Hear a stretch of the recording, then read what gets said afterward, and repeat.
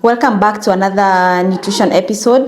Today's topic is on 5 key routine or habits that you need to implement if you have PCOS, and by PCOS I mean Polycystic Ovarian Syndrome. And I know there are quite a number of women that have this condition, and sometimes they get confused on where to start, since there's a lot of conflicting information in the internet and everywhere. So it's important to understand what are the basics. How is your nutrition supposed to be like? How is your day-to-day life supposed to be like in order to manage effectively your condition? Because it's a lifestyle condition, as I've mentioned before. It's something that is quite lifelong. So you need to understand the measures that you need to put in place so that you can help manage this condition. So we get right into the first point, which is unleashing the power of walking. Walking is one very important health tool.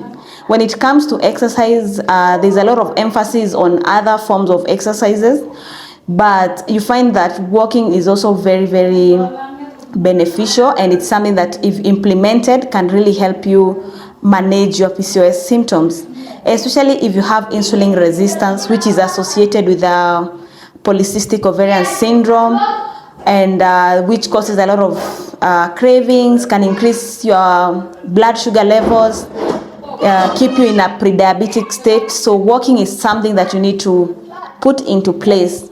And when it comes to exercise for PCOS women, it needs to be low to moderate intensity kind of workout. So don't always compare with your colleagues or with your partners of how much the intensity of exercise is. So you need to go slowly when it comes to workouts.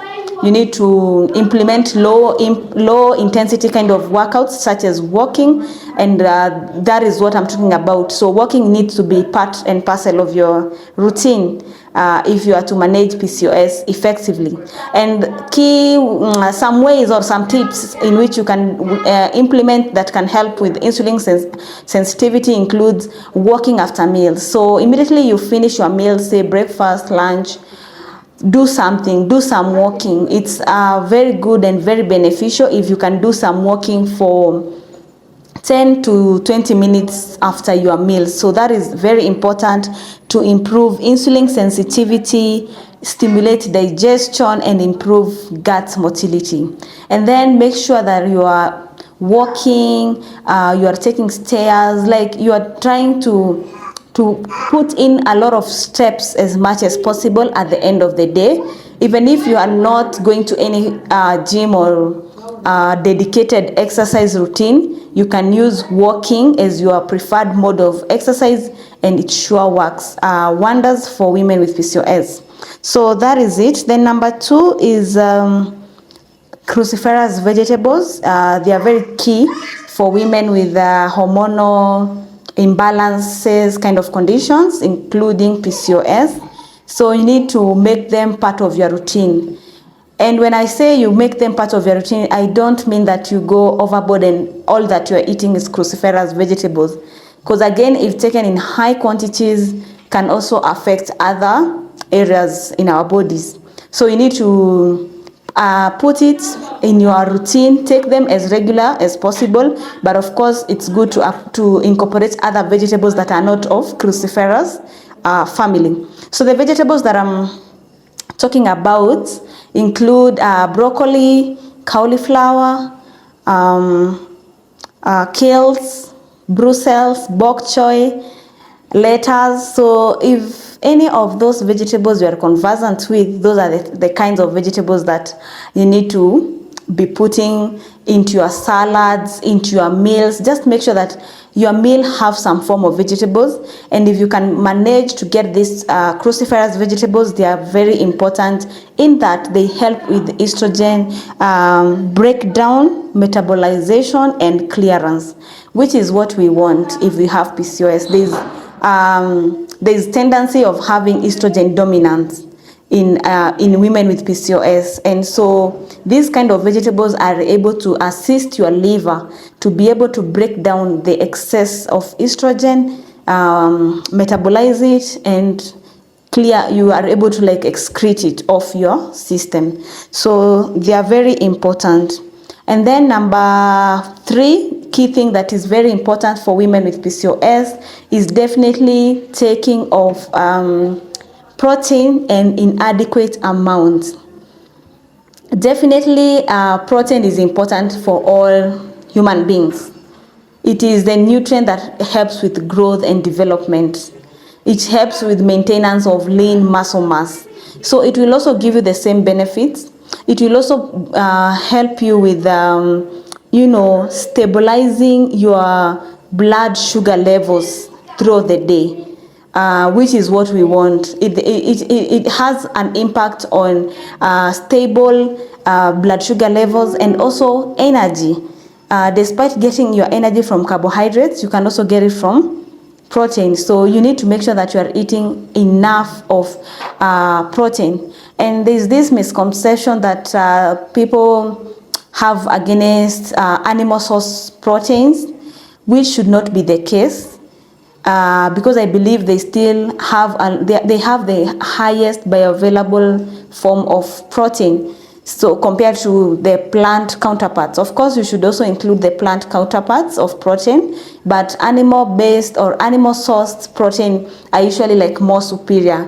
What you have to take into consideration is this meat organic or not? Is it like in its whole form, or is it very, very much processed? So you need to keep off the very, very much processed forms of meat, like say sausages, all those processed forms of meat, and then focus on things like grass-fed beef, organic chicken, white-fleshed fish, liver, kidney, matumbo, those are some of the high quality sources of protein. And then of course now going interchanging with the plant counterparts, like say lentils, legumes, and beans, like red kidney beans, black beans, all the beans that you can get of chickpeas. Those are some of the very good sources of plant proteins. So you combine animal protein and plant protein in all your meals. At least you need to take 20 to 30 grams of protein in every meal. And especially starting off the day, like say the breakfast, it needs to be high, well balanced, but high in protein, so that it can make you satisfied and it can keep you fuller and your sugar stable until the next meal. So that is well understood. And then we go to number 4, which is to ensure 30 minutes of phone-free time before bed and when you wake up. Why? Because these are some of the habits that we are so fond of in our current life. Like when you wake up, you just feel the urge of checking on your phone. Before you sleep, you just want to check on your phone until your eyes close off. But these habits are not quite healthy, and they distract our cortisol patterns, so which leads to dysregulated cortisol levels, which now leads to a cascade of hormonal imbalances. So you need to challenge yourself this year and say that 30 minutes after I've woken up, I'll not touch my phone.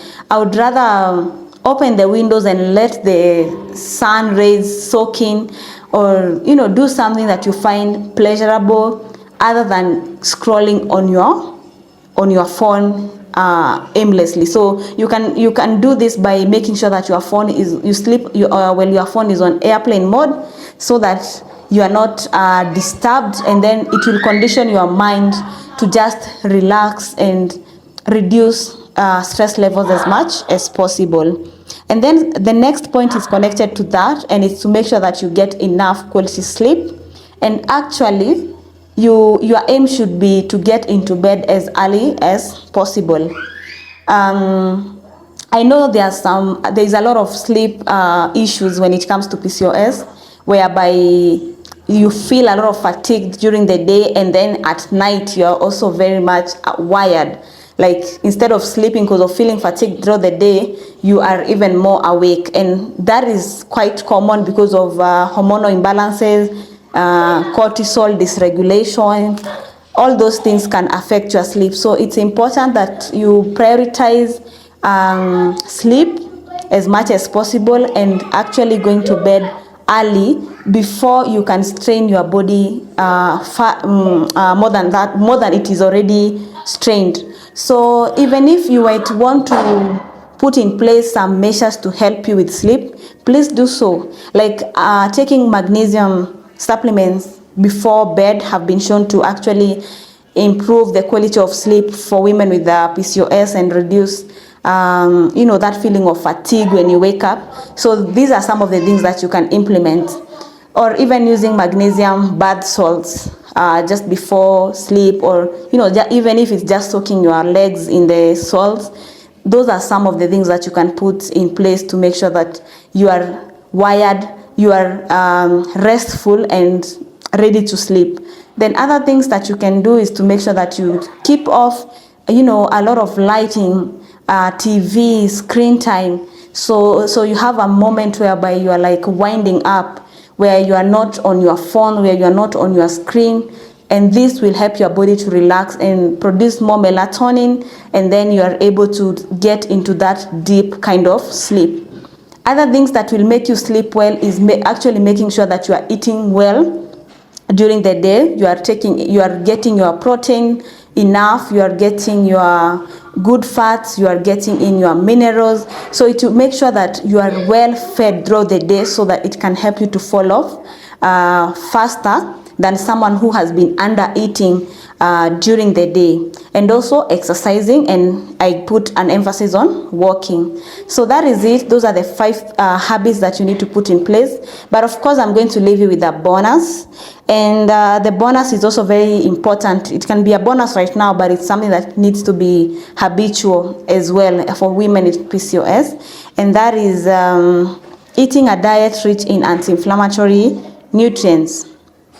So foods that are going to help lower the levels of inflammation associated with PCOS. And these kind of foods include things like matcha. I know if you have heard of matcha, is a superior form of green tea. There is also dark chocolate or dark cocoa. So cocoa, not the one that has been added a lot of sugars. You need to go for a chocolate that has like 70% of cocoa and above. Even if you can get 80, 90, 100%, the better. And chocolates do also have a lot of magnesium, so it can help with aiding in sleep. So, and also is anti-inflammatory. Another foods that you can put in place include olive oil and olives, if you're a lover of olive. If not, you can just use olive oil. It's highly anti-inflammatory, but you need to get good quality olive oil. And then greens, leafy greens. As I had mentioned earlier, you need to always have leafy greens in your diet. Like even if it's breakfast, you need to put in some greens or vegetables during lunch or during dinner. Whichever hours of your meals, you need to have greens. They are very good anti-inflammatory foods. And then the last ones are probiotic rich foods, and these include sauerkraut, that is fermented cabbage.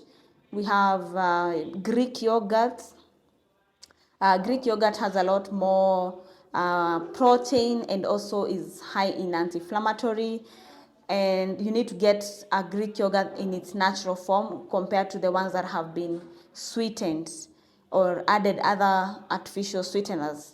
So those are some of the foods that are high in anti-inflammatory. Of course, turmeric, I'd forgotten to mention, ginger. So you need to make sure that you are equipping yourself with these anti-inflammatory foods as much as possible. Also include fish, fatty fish, or omega-3.